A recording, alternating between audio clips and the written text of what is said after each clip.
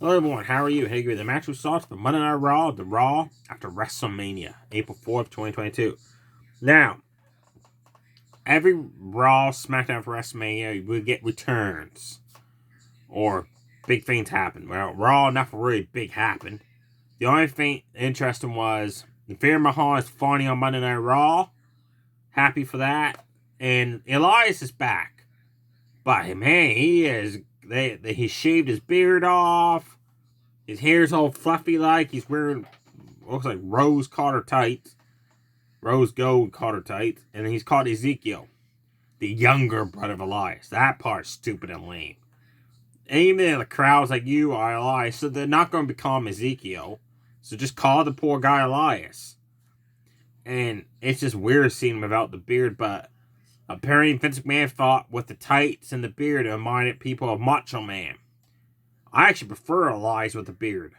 Because it works for him. Without the beard, no, it's not going to work. Poor Elias. Now onto the matches. That's the only big surprise was the return of those two people. I was hoping for like Asuka, a Bayley to return. A debut of someone from NXT maybe. Like Imperium or something. To take on Roman Reigns. Roman Reigns never lost one of his titles. Hopefully he loses one on SmackDown. And it's not against Brock Lesnar. So I'm sick and tired of seeing these two wrestle. And if they do have somebody on SmackDown beat Roman for the Universal title, have it be for the Universal title. I want Roman to go to Raw with the WWE title. He's held SmackDown hostage ever since he won that Universal Championship. It's always been about him for like almost a year and a half now. Enough is enough. I'm getting sick and tired of seeing the guy on SmackDown. I'm okay with him wrestling, but it's not constantly. Why does he gotta be champion? So when someone does beat him for the Universal title, I hope Brock Lesnar's not involved in it. So have the guy beat Roman clean, fairly. You know what I mean? Just have a clean win. But no, I'll lock Brock or help the guy win the match. And Roman would complain that you didn't beat me fair and square. Now on to the matches. Dominic Mysterio lost within a few seconds to The Miz with a Skull Crusher finale. I don't even know why the hell they put this match on TV. Veer Mahal, this week made his debut, laid out the Mysterios. Sidewalk slam, clothesline Ray, camel clutch on Dominic. I had a laugh so hard on Dominic's facial expression when he was in the camel clutch. That was hilarious.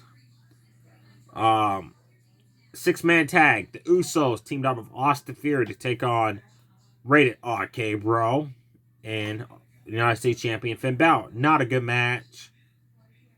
It was slow-paced, moving. They isolated Matt Riddle early on. They worked on him. Riddle started fighting back. Went for a springboard move off the ropes. Austin Theory tripped him. They worked on him again. Eventually, Matt Riddle got away, tagged in Randy Orton, did a single DDT on Jimmy Uso. Everybody started fighting everybody. And during the melee, Austin Theory pinned Finn Balor because he had tagged in. And Balor had tagged in as well. So, ever since Finn Balor has won the United States Championship, he's lost every match he's been in. How are you supposed to take him as a champion seriously if he's going to lose every time? I do not want to see... I like Austin Theory. I think he's a very good talent performer. And the ring... But Finn Balor is way up and down, leaps and bounds above Austin Theory, I think. So hopefully Finn Balor keeps the United States Championship. Don't lose to Austin Theory just yet. We were supposed to have a women's tag match. Queen Vega and Carmella against Shayna Baszler and Natalya. But the match never happened because Vega and Carmella have broken up. No longer a tag team. They just beat the snot out of each other. That's that. Naomi and Sasha Banks took on Liv Morgan and Rhea Ripley in a number one contenders match. Liv and Rhea won. They got a chance at the titles. Keep that in mind what I just said there. Few minutes of the match, Naomi had split-legged moonsault off the top rope on Liv Morgan. Almost won the match, but Rhea Ripley just made the save. Naomi went outside the ring. I don't know what she was trying to do. I think she was supposed to do like a move off the ring apron. But she jumped down, picked up Rhea Ripley, made sure she was okay, jumped back up, do the move, jumped back off again, and roll her in the ring. What the hell? And then Sasha Banks tagged in. She beat up Liv Morgan, top rope Miura, double knees in the corner. Liv could not get out of the box, folks. They worked on her for quite a bit, and Rhea Ripley hardly was never in the match. The only cool part of Rhea Ripley was her and Liv Morgan did manage to do a double team powerbomb on Sasha Banks. That was about it.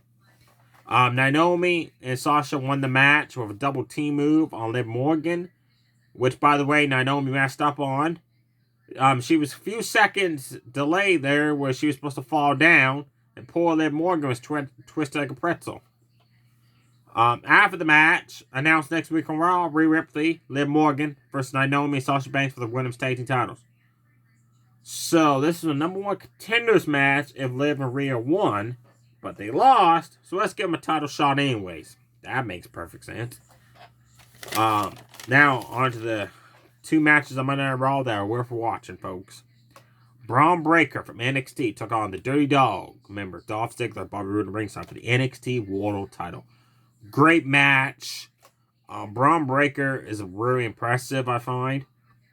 He exploded Dolph Ziggler out of a corner and just speared him at one point. At one point, Dolph went to do a leapfrog, and Braun caught him and just slammed him down. Dolph went for a Fameasser.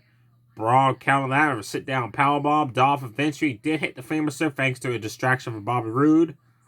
And then Dolph hit the super kick, which stunned Braun Breaker, but Breaker kicked out in the nick of time. Dolph went for a move. Braun Breaker caught him and overhead tossed him halfway across the ring. He took care of Bobby Roode outside the ring, got back in, picked up the win on Dolph Ziggler to get back his NXT World title. The main event on Raw, Texas Tornado Tag. The Alpha Academy versus the Street Profits. Before, this was just a normal tag, but the Alpha Academy jumped the Profits before the bell had rung and beat them up. Then Adam Pearce came out and made a Texas Tornado no disqualification. Great main event. I love the Texas Tornado tag rule stipulation. Check this match out, folks. Back and forth, hard-hitting action. Diego Dawkins at one point has so much momentum going outside the ring. When he shoulder tackled Otis, he sent Otis into steel steps. That's how much momentum he had going running around the ring. Chad Gable had nice picture-perfect fisherman suplex on Montez Ford. Almost won the match, but before kicked out. At the same time that was happening, Diego Dawkins was unloading on Otis in the corner of punches. Otis got free, clotheslined him down, splash off the ropes. Back and forth action. Any team could have won this match, folks. Chad Gable and Montez Ford was fighting on top of the ropes.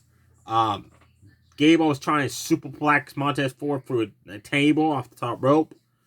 But Montez Ford blocked it. Gable flipped off and landed on his feet. He was like, ta-da! Yeah, I did not go for the table.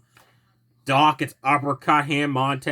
Gable flew up, landed on the table. Montez Ford came off the top rope with a frog splash, crashing Chad Gable through the table for the 1-2-3. There you have it, folks. Definitely check out the Montez Ford, Diego Dawkins versus Chad Gable and Otis in the Tornado Tag. Definitely check out Dolph Ziggler versus Braun Breaker for the NXT World Title match. The women's tag match, like I said, it's okay to watch, except for the parts when Naomi was messing up and Rhea Ripley did not get a chance to do much. Other than that, the other matches are not worth watching, folks, this week. Let me know below what you thought of Raw after WrestleMania. Were you as disappointed as I was? There was no big name returns or nothing really huge happened. Or are you happy with just Veer Mahal and Elias coming back? Stay safe, everybody. Too sweet. Bye.